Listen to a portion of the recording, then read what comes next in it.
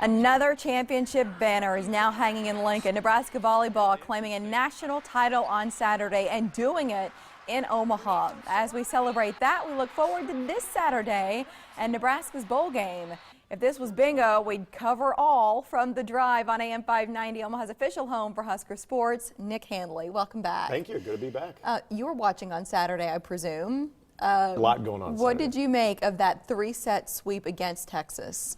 Well, first of all, let's remember the Texas element probably brought that crowd to a little bit more of a fever pitch. It was exciting. And John Cook, for what he's been able to do and to continue the success, now their fourth national championship. But for whatever reason, every time they play in Omaha, you just see this team kind of take it to a new level. And this was something they were talking about at the beginning of the year. That they had their sights on it. Absolutely. And the thing I liked about it, they never shied away from it. You didn't get the coach speak. You didn't get the, well, one game at a time. And they didn't apologize. Not at all. For their ambition, which I thought was refreshing. It is refreshing, and it's unusual, and it seemed like the kids really embraced it, too. And I thought in that second set when Texas made that comeback, they're up 21-20, and all of a sudden you're thinking, okay, there's this notion out there, does Texas just have Nebraska's number in volleyball? 9 out of 10 times they've won. And so that ability to come back, and I really think to feed off the crowd, the crowd understood that too. Huge factor. That was big, and I think once they got those first two sets, I really think Texas was they were just kind of done for. It's almost fairy tale to have these three women from one school here in Nebraska in the starting lineup for them. I mean, that doesn't happen in any college sport, It doesn't, really. and when you look at this Final Four, the national semifinals alone on Thursday, you don't see one team, the first time that they've had the Final Four from a Pacific time zone.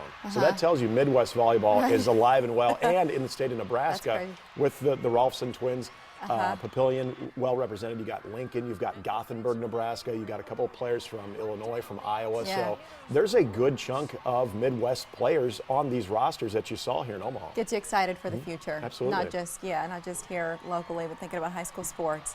Football, we've got Nebraska and UCLA in the Foster Farms Bowl. We're going to be chowing down on corn dogs come Saturday. What are you looking forward to in this matchup?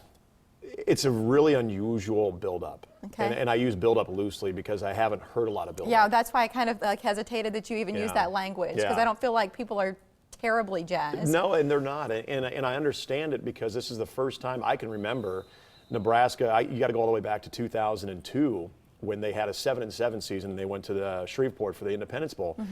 Other than that, they've been in some pretty good bowls. And not to say this is not a good bowl, but this is a 5-7 team playing an 8-4 UCLA team where talent-wise you think, okay, UCLA has the edge. But UCLA was also a team going in thinking, hey, we're playing for a college football playoff this year. That didn't happen. They kind of faltered down the stretch. They got a very good freshman quarterback. They got a good running back.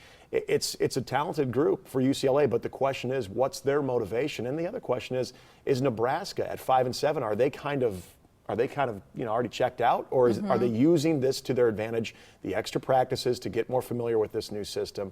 All of those things I think are going to be on display on Saturday. I think Nebraska has a chance, but I think a lot of that's going to have to do with if UCLA really wants to be there or not. Do you think if this game were happening during the regular season, fans would care more? Oh yeah. I mean, does that question make sense? Yeah, and Nebraska's had a great history with UCLA. 2 years prior, they had the home and really a great game out in LA, a bad second half in Lincoln 2 years ago, but then you go back to the 80s and Troy Aikman, and they were coming to Lincoln. So this is not the national rivalry that Miami was, but this UCLA and Nebraska has a lot of cachet to it. So it's just kind of hidden in between all of the many bowl games, the 40 bowl games that we see.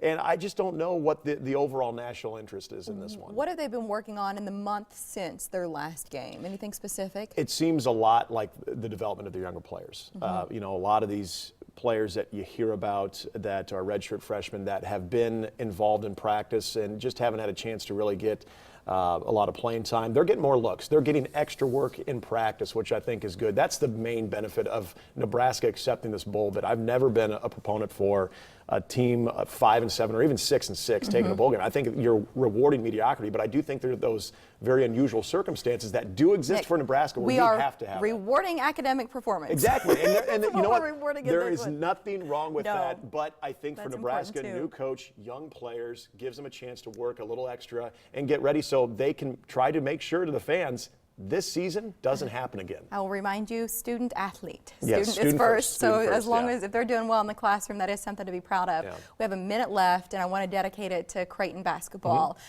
They won last night. Good win over North Texas. To me, just watching, and I don't know up from down half the time on this stuff, but I feel like they're gelling better this year than last. What do you see? You're absolutely right. In fact, they had a tough loss against a great Oklahoma team on Saturday, where they really played well. They were down by 3. Yeah, they're toward the end, Yes. and I'm like, this is the third-ranked team in the country, and they are giving them a run for their money. Exactly. They've gone on the road to play Indiana. That didn't go well. They went on the road to play Oklahoma. They bounced back last night. Good offense. I do think this is going to be a team in the middle to upper half of the Big East when all is said and done. They are playing a lot better, and it's just a matter of getting these guys familiar with that system, and I think you're seeing it right now. Nick Handley alongside Joe Quinn for The Drive on AM 590 weekdays from 2 to 6 o'clock. Omaha's official home for Husker sports. We're proud to say thanks for coming in today. Absolutely. Thank and you. Merry Christmas. Merry Christmas to you. Thank you, Nick.